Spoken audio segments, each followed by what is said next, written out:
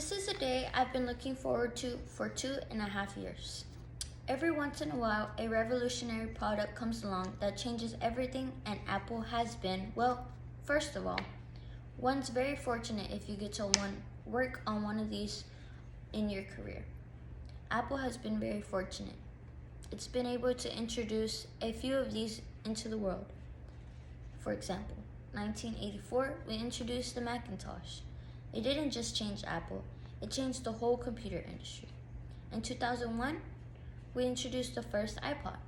It didn't just change the way we listen to music, it changed the entire music industry. Well, today, we are introducing the revolutionary product of this class.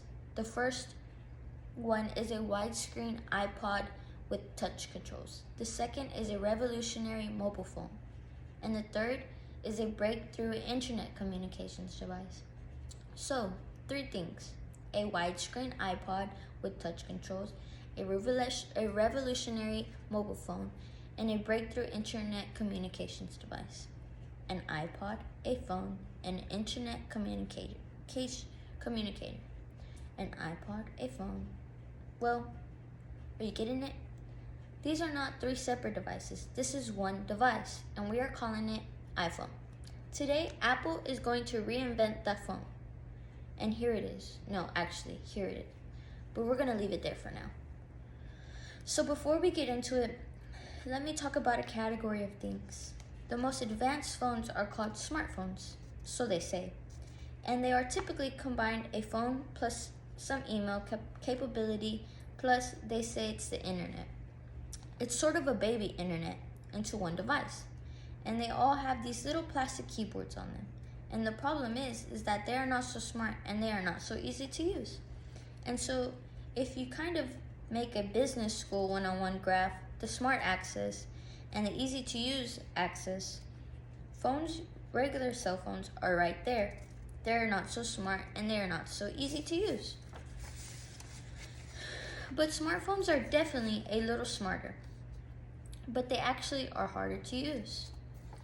They're really complicated. Just for the basic stuff, people have a hard time trying to figure out how to use them. Well, we don't want either of those things. What we want to do is to make a leapfrog product that is way smarter than any mobile device that has ever been and easy to use. That is what iPhone is. So we are going to reinvent the phone. Now, we're going to start with a revolutionary interface. It is the result of years of research and development, and of course, it's an interplay of hardware and software. Now, why do we need a user interface? Here's 4 smartphones, right? Motorola Q, the BlackBerry Palm Treo, and Nokia E62, the usual suspects. And what's wrong with their user interfaces? Well, the problem is with them is really short of a button, 40 there. It's this stuff right there. They all have these keyboards that are there whether you need them or not. And they all have these control buttons that are fixed in plastic and are the same for every application. Well, every application wants a slightly different user interface, a slightly optimized set of buttons just for it. What happens if you think of a great idea 6 months from now? You can't run around and add a button to these things. They're already shipped. So what do? It doesn't work because the buttons and the controls can't change.